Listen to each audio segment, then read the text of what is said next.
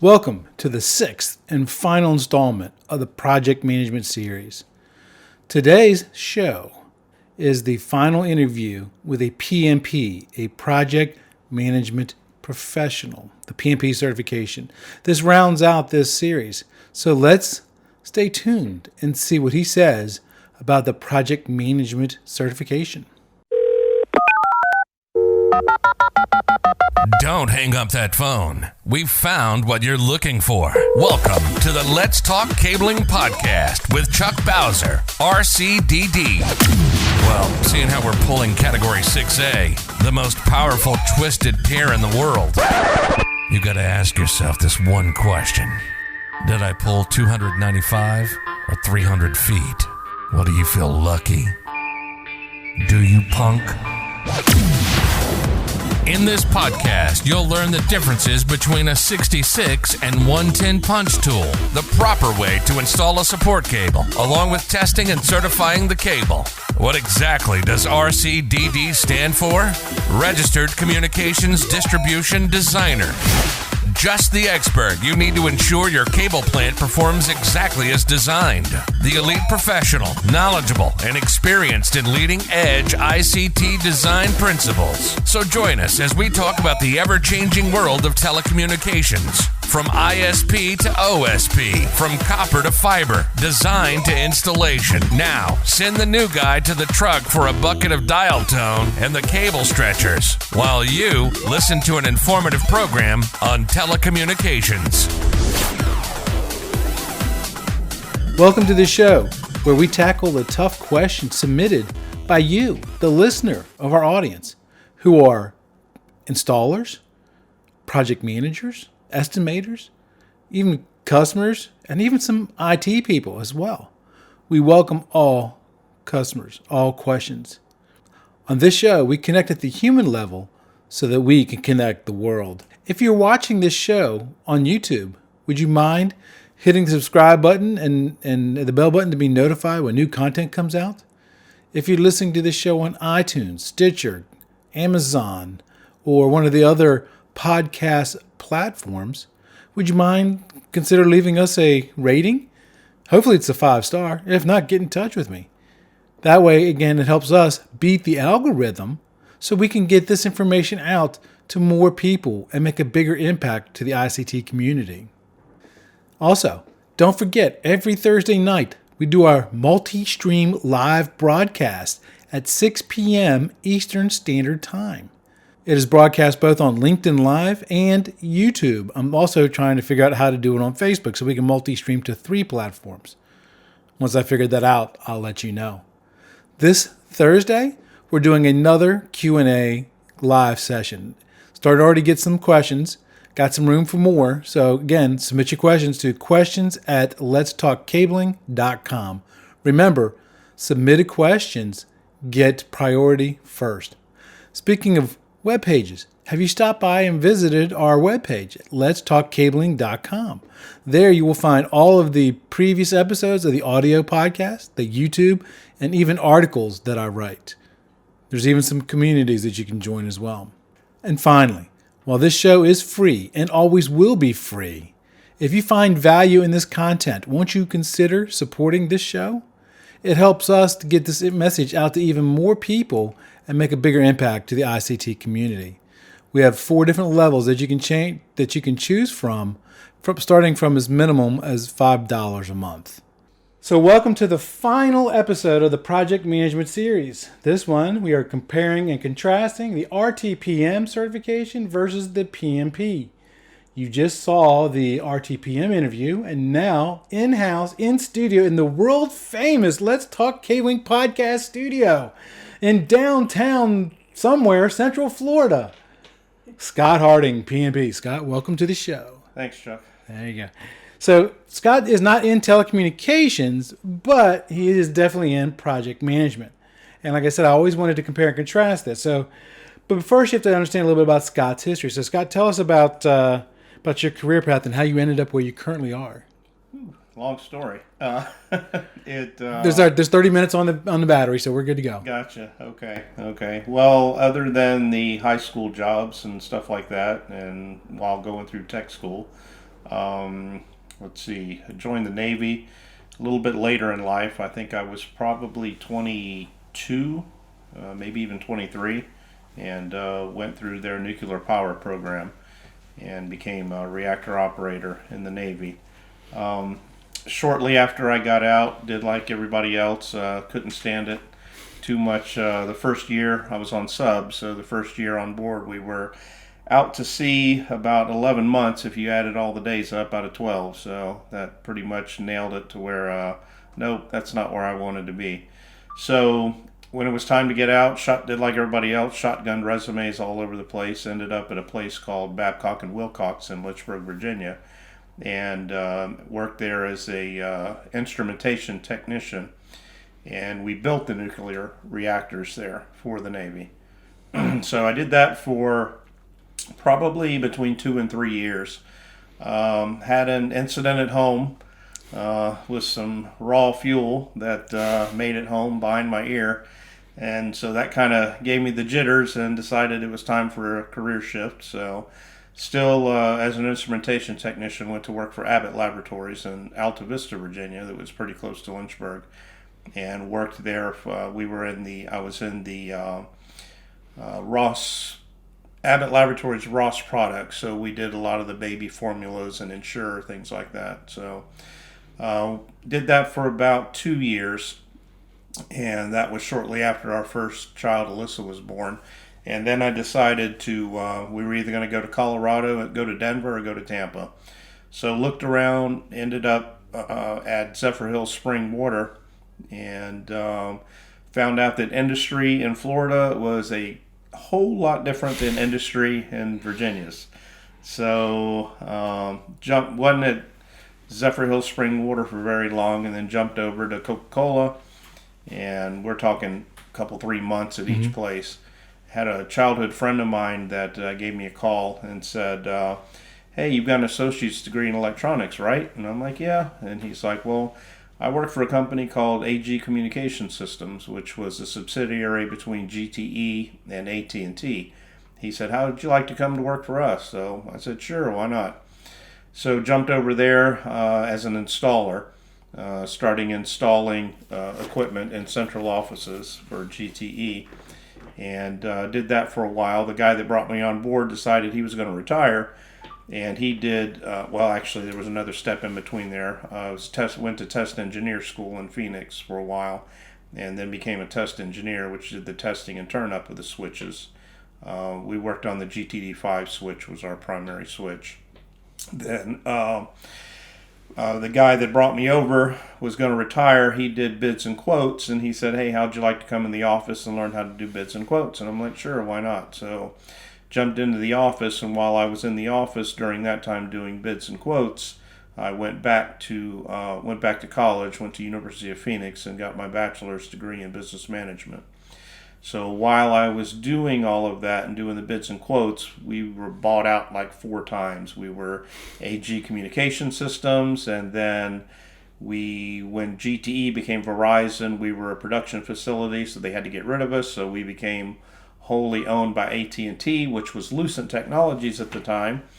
Then Lucent Technologies merged with Alcatel and became Alcatel-Lucent, and then Alcatel-Lucent sold out to Nokia. So I ended up finishing up at Nokia.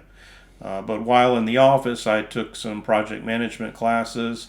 There was an online project management course offered by Stevens Institute of Technology. I took that and passed that, and then started studying for my PMP exam. So was there a decision that made you pursue the PMP? Did you see somebody else with a PMP? How did you become aware of it? There were... It seemed to be a trend that was catching on, and they were really trying to push people for their PMP certifications. So I had taken over, I had come out of the bids and proposals area and came to the part of actually helping to manage and run some of the jobs that we had in the eastern U.S. So it took on more of a role of managing projects than it did the bids and proposals portion of it. So, and then again, they were pushing people for certifications for their PMI certifications in PMP. So Gotcha. Yep. Now, I know you're not in telecommunications, but have you ever heard of the Registered Telecommunications Project Management certification? I have not. Okay. I So you can't really compare and contrast because you never really heard of it. I've never heard of it. Okay. Yeah, That's fine. Yeah. I mean, but the thing about project management is that it's a process. Yes. So, And that, from what I understand, and of course I'm not the person who was actually, it's a side note here, stories. I always harass Scott about being in the Navy and not knowing how to tie knots. So, side note there. But from what I understand from watching YouTube videos and documentaries about submarines, they're very process driven. Oh, everything Yeah. is process driven. Yeah. When you first come on board, you have to get qualified in submarines. So you have to have a basic knowledge of everything on that boat. You have to know hydraulics. You have to know air purification, water purification, steering, diving, electrical, diesel engines. You have to Be a jack of all trades. You have to know what's going on so that if the person that's supposed to be doing it's laying in the middle of the floor, that you can shut things down, turn things off, or turn things up if they need to. So, What about your work history either helped you or hindered you when you decided to get your PMP certification? I had always gone the course of that I wanted to get my hands dirty first and be in the technical portion of things before I moved to the business portion. So that kind of helped out with my PMP because I had actually been in the field and knew how things worked as far as getting the things done. One of the things that I didn't like about engineers in general was that, they can make it work on paper, but when they handed it to you to make it work, you had to re-engineer it to get it to actually work.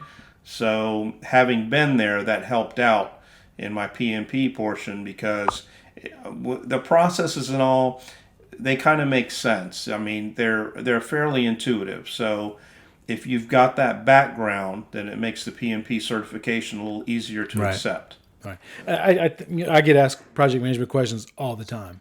And I always tell people, especially they always ask me which is better, the RTPM or the PMP. And I always tell them, look, project management's project management. You're just managing widgets. Yep. It doesn't matter if that widget's jacks on a wall or if it's, smiley, scruffy face things that they sell on TV. It's all It's a process. It's a process. Exactly right. And I would think that you could probably, other than the actual practicality of it, interchange if you needed to. I mean, it would be not. Oh, too absolutely. difficult of a I think a PMP can certainly easily jump into, an RTPM role. An RTPM can jump into a PMP role, but I think there's a little bit more work for the RTPM. Gotcha. Because the PMP is really considered the gold standard of project management certification, and there are some things in the PMBOK that really doesn't necessarily apply to what we classify as project managers in the telecommunications industry. Gotcha. So that's why the RTPM is really fine-tuned just for telecommunications. Now, I know that you didn't take a class because we had a pre-interview conversation beforehand. Tell us about how you got ready for your PMP certification.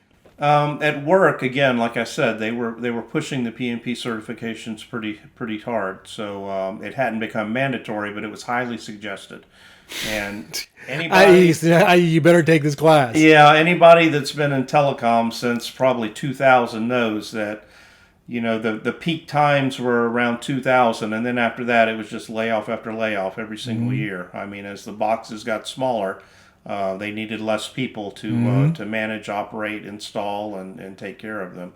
Okay, so what happened was they started forming these groups, and so we had study groups, and we would meet once a week, I think it was, with our study groups, and we would take the PMBOK and go chapter by chapter. We would review it, study it during that week, and then we would come and get together as a group and discuss it.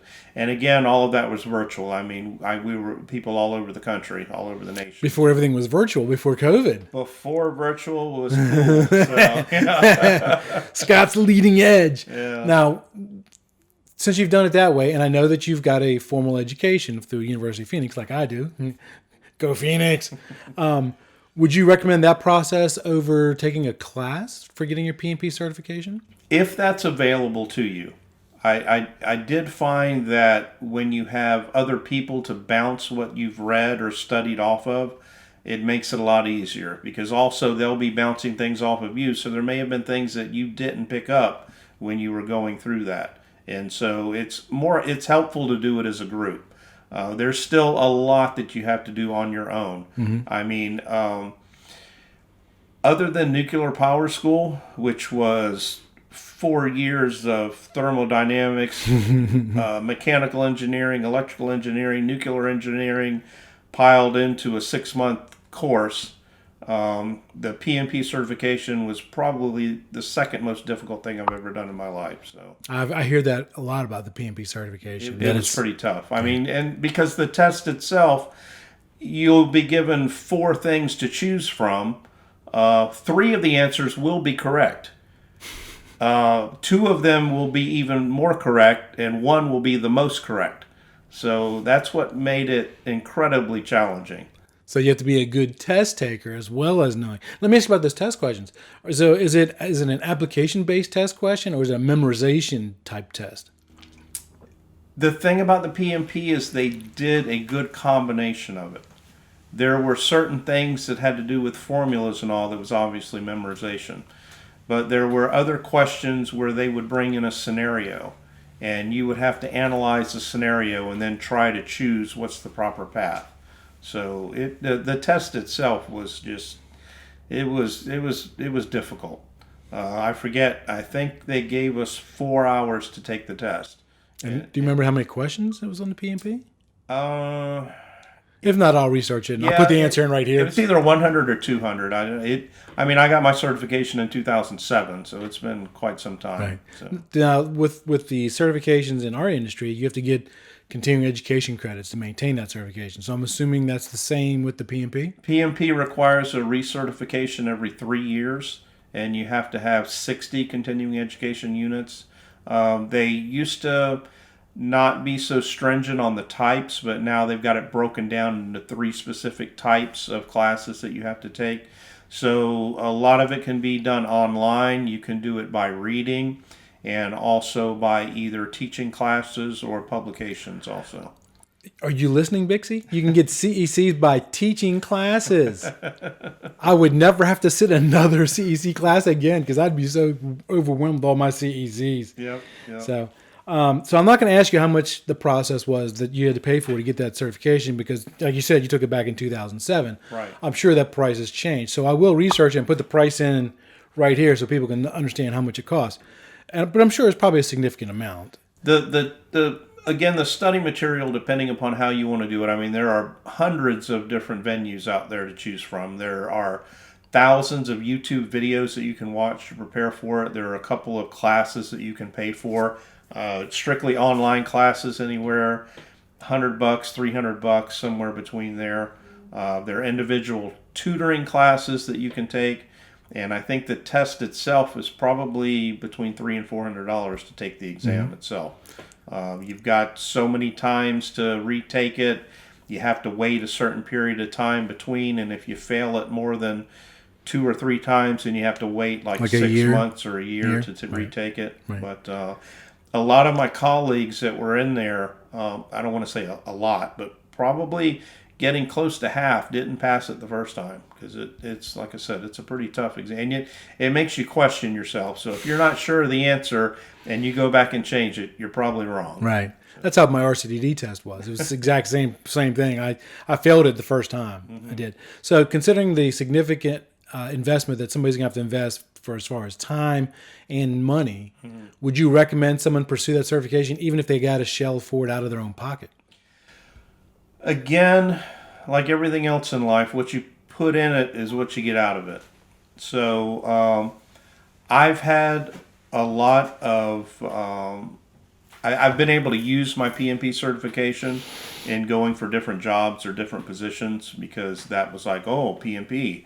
But, depending upon how much you use it, because a lot of project managers sometimes don't get into projects as deeply as other project managers do. However, the process, again, it always goes back to that process of project management. Utilizing that in different areas is just invaluable. Right. So, I mean, you can use it at home. If you do volunteer work, it comes in handy with that. So it all around. Yeah, that's one of the things I say quite often is in our industry, we're really good at taking a project foreman who just really runs crews and turns timesheets in, and we promote them and make them a project manager and call them a project manager. And they get the big head thinking they're a project manager, but they're not really a project manager because you're not managing material budgets. You're not managing labor budgets. You're not doing earned value analysis. Gantt chart, they can't even spell Gantt, much less even know what it is. Right. So there's that whole backside to that. Yep. So I got to ask you this, and this wasn't on the pre-interview sheets. Uh-oh. So when you go on your interviews, your PMP interviews, and that require PMP, do they serve Grey Poupon? No, I won't go that far. But okay. Like I said, it does. When you're sitting in that interview and they get to that point on your resume where it says PMP certification, they're like, "Oh, you're PMP certified." So, I mean, it shows that you've put forth that extra effort because I think a lot of people understand what's involved in trying to get it and obtain it. So, and I say that same thing about when I was in a hiring position and somebody would come to me with a 4-year degree. Yes, what I would recognize is that tells me A, they know how to make a goal. B, they know how to work their way through. C, they can accomplish that goal. Right. But it doesn't necessarily mean that person's better than somebody who doesn't have that 4-year degree. Mm-hmm. So there's that kind of thing that goes along with that. So I imagine there's a lot that goes along. As soon as someone sees that PMP, they're going to say, hey, this guy knows everything. Well, and plus their expectation is higher of you as well. Yep. So they expect more. So how has this PMP certification helped you run projects? Did you apply some of the stuff that you learned in the PMBOK? Yes, definitely. I mean, as far as organizational skills, setting up communication plans, knowing who your customers are, both internal and external, knowing what the pain points are, what the expectations are of who you're dealing with. So teaching you that and that you need to establish those parameters before you even start. That way it doesn't, when you get into the meats and potatoes of actually executing the project, you're not having to go back and do some of these things that you should have done in the beginning. So knowing what needs to get done in the beginning really helps out because it helps your project run smoother. An investment of time up front pays tenfold on the backside. Very much so. Absolutely. Very much so. Absolutely. Has your certification helped you make more money? Yes. I mean, it has, because it's allowed me to, when I was in the telecommunications side with AGCS and Alcatel-Lucent, Nokia, having that certification allowed me whenever, again, because like I said, as the boxes got smaller, we needed less people to do it. So you had to do a lot of jumping around inside that industry. And having the PMP certification allowed me to jump around to various points much easier than had I not had it. Because they knew that no matter what part of that industry that I was going into, that I would be able to utilize those PMP skills in order to fit into whatever new position that I decided to jump into. So a lot of the financial aspects, the time management, all of that fell into place. So I would say definitely that it has helped my earning potential when I was on the private sector. When I switched over to the public sector, not so much, but it still helped out. Well, in the public sector, they've got certain salary requirements, and it just, that is what it is. It is what it is, and the 7, 8, 10, 12% pay raises that I used to get when I worked in the private sector, that does not exist in the public sector. If you can get 1% or 0.5% or 2%, then those are pretty incredible percentages. So that's been a tough thing to get used to as well. So final question. Is there one piece of advice that if there's somebody out in the audience who wants to pursue their PMP, what piece of advice would you give them that would help them get their PMP certification? You are going to have to work. There's no getting around it. There's no publication you can buy. There's no self-help osmosis thing you can sleep on or listen to. So I can't put the PMBOK under my pillow at night? No, it doesn't work. It doesn't work. A little bit of salt and pepper as you're eating it might help, but it's just, you've got to be prepared. It's not simple. It's not quick. It's not easy. You're never going to think that you're ready for the test. Right. You're always going to question yourself. One of the biggest things that I could think is if you schedule the test like on a Monday, when it comes to Friday afternoon, Friday night, close that book and do not open it again, because you got to clear your head and get ready.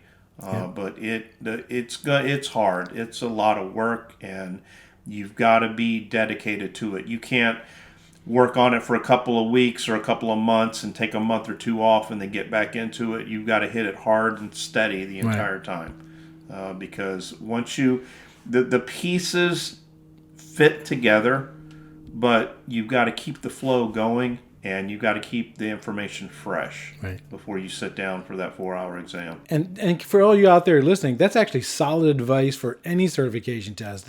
What he was saying was the exact same things that I did when I took my my RCDD certification. I wish I had a PMP certification. That's good, solid studying advice for any certification. So, Scott, I appreciate you coming out today and to first guest in the home studio. Thanks, Chuck. Thank you. And I appreciate the steak and lobster before we started. That was awesome. My pleasure. I hope you found that interviewing as interesting as I did. Like I said, Scott is a very close friend of mine. So here are some of my thoughts on the RTPM versus the PMP certification. Both are going to help your career. They both will help you perform better, to be recognized as an industry project management expert. They're both going to help you make more money. They're both going to help you run your projects. Both of them are going to require that you have to buckle down hard and study to make sure that you get that certification. In my opinion, the best route to take is the prep course and then get involved in some kind of a study group. If there is not a study group available, create your own. With social media out there and the way we can get in touch with people, you can easily create a study group as well. Make sure you also get accountability partners, someone who's going to help you on your journey towards this certification. They will keep your feet to the fire. They will keep asking you, did you study? Both will raise your status with the customer when they see your business card and they look at your name and they see that RTPM or that PMP certification. So what it really boils down to, what the real difference is, it comes to one simple decision. Do you plan on staying in telecommunications? Now you're going to have to give yourself some real thought about this. Really do some soul searching. If you decide to stay in telecommunications, then the RTPM is the right certification for you. It is fine-tuned by telecommunications experts that for the maximum benefit for the project manager in this industry. That's going to be the one that you're going to want. If you get the PMP certification, there will be some minor adjustments that you're going to have to make for our industry. The RTPM has already addressed those changes. Now, if telecommunications is just a stepping stone, and that's okay. There's lots of people who go on to great careers in other industries. That's fine. If you plan on going into another career or another industry, then probably the PMP is going to be the certification for you. So this officially concludes the project management series. We'll do more shows on project management, but this closes out this series. And I certainly hope that you have found it beneficial in the 6 episodes that we've done. I know I wasn't supposed to do 6, but it just kind of ended up being that way. So until next time, be safe. That's it for this episode of today's podcast. We hope you were able to learn something. Make sure to subscribe so you don't miss out on future content. Also, leave a rating so we can help even more people learn about telecommunications. Until next time, be safe.